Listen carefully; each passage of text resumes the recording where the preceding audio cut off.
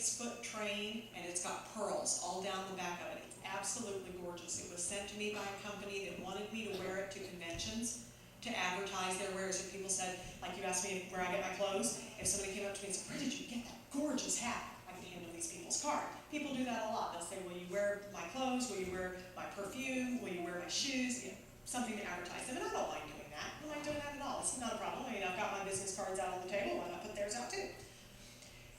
And I wore this hat 3 times. I wore it once, actually twice, once to a book signing, once to a convention, and once to a photo shoot. The first book signing I ever wore the hat to was an absolute disaster. Hardly anyone showed up, despite it being in a very prominent, very popular bookstore. So at the time I said, oh, well, it's only because nobody knows who I am yet. You know, I can't expect thousands of people to show up when nobody knows who I am. That's me. I'm going to look for the first logical conclusion. I wore the hat again to a convention.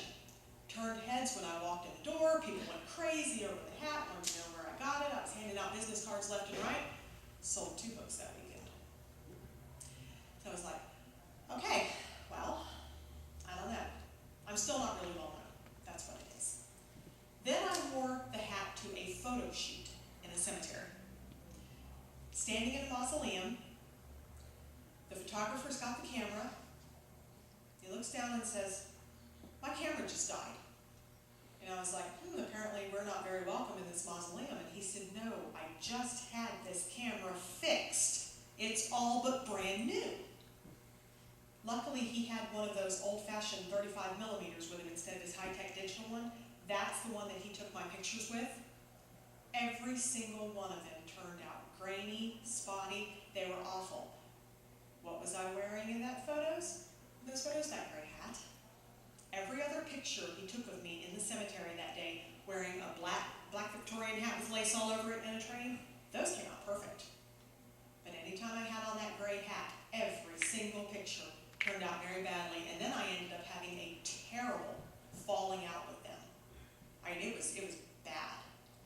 That's when the hat got relegated to the top of the bedpost. Pootie will climb on it every once in a while, but we have a Russian blue that loves it. She'll claw it, she'll climb up it. My husband says, you know that hat's going to get ruined, right? And I said, ask me if I can. I seem to have a problem with the color gray, and I can't explain that either. But if I wear anything silver or gray, and I love the color gray, I have the most horrible luck. I used to have a beautiful gray, shiny Victorian skirt. It was Jessica McClintock or one of those, or Gunny Sacks or something, one of those that look really old and Victorian, that brand. Loved that skirt. Now looking back, I wore that skirt to the first book signing I ever had. I wore it to that convention where I didn't sell anything.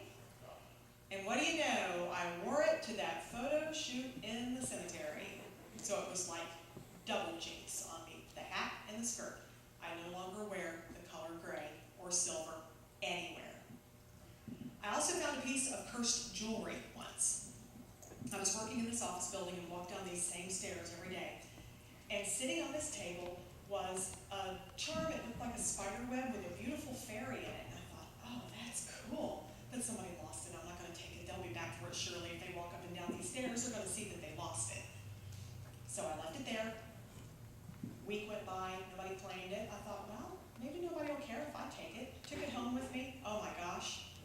I had the most horrible luck imaginable. It was awful. I mean, my husband and I started fighting really bad. Anything that went wrong could go wrong. I finally took a hammer and just beat that thing and just crushed it as much as I could and threw it away. Like that, bad luck stopped. I had a necklace and earring set one time too, same thing. Company sent it to me and asked me if I would wear it. I wore it. A movie I was in where I wore that the weekend of the shoot. They were like, oh, we love that jewelry. That's going to be great. That's going to show up great in the film. Plagued with nothing but problems. They couldn't get the actresses to behave correctly.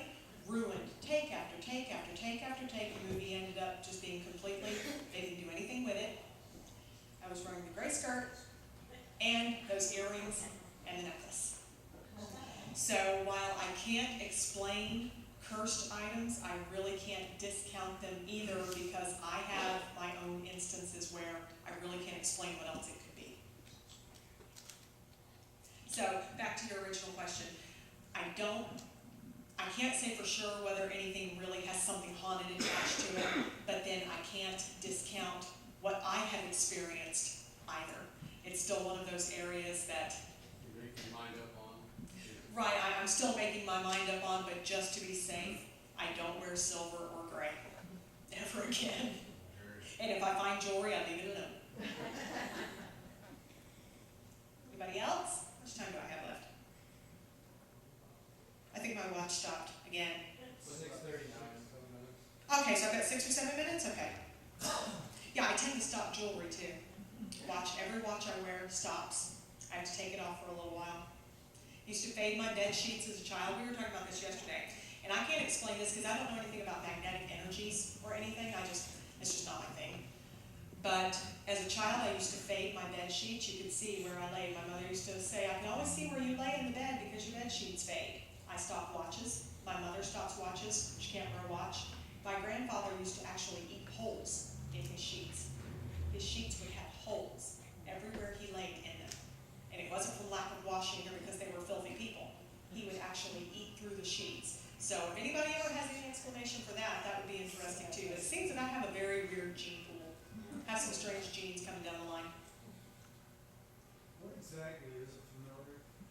A familiar, I don't really believe that she's my familiar, but in witchcraft lore, if you're talking fairy tales, if a witch wanted to go somewhere and didn't want people to know that she was a witch, she would turn into her familiar, which was most often a cat. And my husband, is there any children? Cover their ears if there's children in the room, because I'm about to say a B word. But my husband says, Pootie's a bitch just like you, she's your familiar. so that's the big joke in the family, she's your familiar, she's a bitch just like you are. So that's why I call her my familiar, but do I really believe that she's my familiar? No, I call her that just because I think it's cute. And because I think it's funny because my husband said that, because she is, like I said, imagine me, somebody loud-mouthed, in your face, controversial, confrontational, imagine that in a 6-pound cat with a bob little tail. She is piss and vinegar and pure fury. She's me as a cat. She doesn't think twice about slapping me in the face. She does, both hands. If I'm picking her up, and I love to kiss on her, I mean, she's my baby. I hug her and I kiss her. She slaps me, both hands, in the face. She'll bite me. And she actually speaks English, and I have witnesses. All the time. Her favorite word, now! And she says it just like that. My mother was over visiting one day, and I went to pick Pootie up. I was like, come here, baby, let mommy pick you up so Mimi can see you. Now! My mother said, did that cat just say no? I said, Mother, I told you she says no.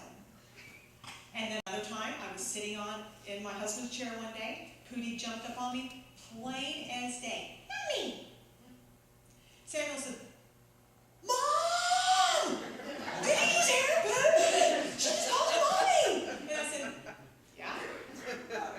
And he said, doesn't that freak you out that your cat speaks to you? I said, no, what's there to freak out? So she talks, big deal. My mother said, you need to try to get her to talk on cue. I was like, yeah, right. Have you ever been able to get me to do anything on cue? Like, Pootie, hello, carbon copy of me. But one day she jumped in my lap, plain as day, Mama! I said, hi, baby, Mommy loves you. Just going on. One day she stood at the patio door. She wanted out on the back porch, plain as day. Meow! I said, no, I'm not going to let you out. Get your butt away from the door. And she turned right around. Why? I said, because I am your mommy. That's why. And I said, so now get away from the door. You're not going outside. And then she looked at Amy, one of our other cats, the other day, and just plain as day, get away. I said, don't tell him to go away. He can go out there if he wants to. No. I said, yes, he can.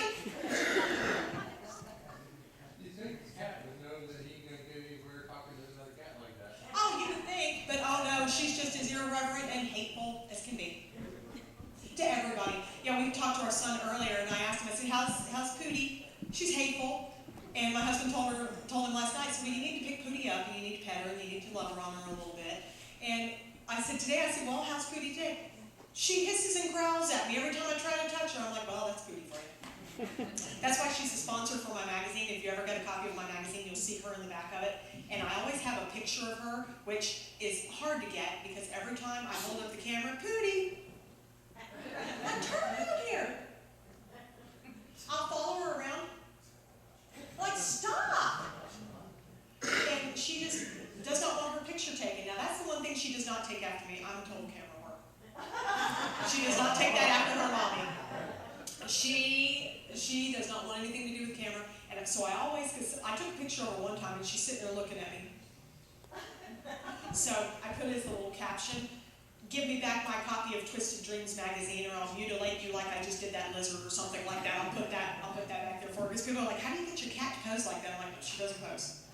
That's why she's got a smart aleck quip, because she's me. But yeah, she actually speaks English. When she wants to, she's not going to do it on cue, because my mother has said for years, you need to follow her around. I'm like, yeah, she won't say a thing. Won't say a thing. We had a dog, though, that used to open doors until I would try to get him to. And he would come, he'd put his little hands around the door, turn the doorknob, and open the door. And so one night I had him out for a walk with the neighbor, and we got back to the house, and I said, Nut, open the door for us. He sat there. I was like, open the door. And I was like, Tina, he really can't open the door, I swear he can't. So I opened the door and he was trotting in, I was like, oh. But yeah, hearing my cat talk freaks most people out, and she growls. Now, if any of you have listened to the radio show, you've heard her growl on the air, because she doesn't want mommy carrying her around and kissing on her and loving on her while I'm doing the interview. But you have heard nothing like, she sounds like she has come from the deepest pit of hell when she gets mad. It's this, sounds like she's possessed. You can tell she's a bobcat, but she's something else. I would have brought her here if I would have thought that she was manageable. She won't walk on a leash. We have a cat that will walk on a leash. Now, she's what's called a pixie bob, and they're supposed to be able to be trained to walk on a leash. Please.